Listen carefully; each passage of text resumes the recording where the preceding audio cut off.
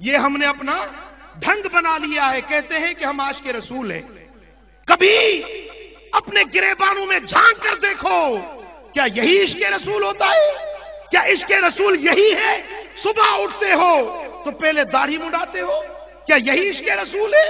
کیا یہی غلامی رسول ہے کہ تم حرام کھاتے ہو, رشوتیں لیتے ہو, اللہ کے نبی کے دین کے ساتھ خیانت کرتے ہو؟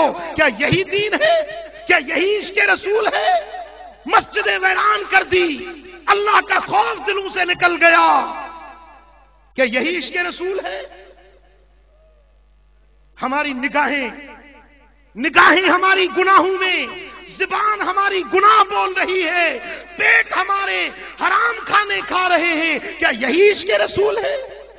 کیا صحابہ کرام نے یہی عشق رسول سیکھا تھا اور اسی عشق رسول کی تعلیم دی تھی؟ عزیزان گرامی, آج ہمیں ضرورت ہے اس بات کی, میلاد منانے والوں ذرا اپنے گریبانوں میں دیکھو کہ میلاد جس کا منا رہے ہو اس محبوب کو کتنا راضی کر رہے ہو.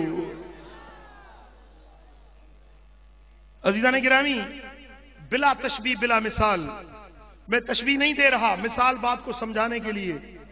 مثلا حضرت مولانا عبد الوہاب سکندری, اللہ ان کو شاد آباد رکھے, یہ ہمارے پاس مہمان بن کر آئے ہیں, ہمارے لائق سب تعظیم ہیں. ہم ان کے لیے ہم نے بڑا اہتمام کیا, راستے پہ چونا ہارا, ان کے لیے ہم استقبال میں کھڑے ہو گئے. ذرا توجہ سے سننے کی, سمجھنے کی بات ہے. ہم استقبال کے لیے کھڑے ہو گئے. جب یہ آ گئے ہم نے بڑے نعرے لگائے کہ ہمارے حضرت آ گئے, ہمارے عالم آ گئے, ہمارے رہبر آ گئے. ہم نے بڑے نعرے لگائے, ہم ان کو اجرک پہنائی, ہم نے اس کو پھولوں کے ہار پہنائے, ہم ہاتھ جوڑ کے کھڑے ہو گئے, ہم نے بڑی عزتیں کی. اب جب یہ پہنچ گئے تو انہوں نے ہم سے فرمائش کی کہ بھائی مجھے پانی کا گلاس تو پلاؤ.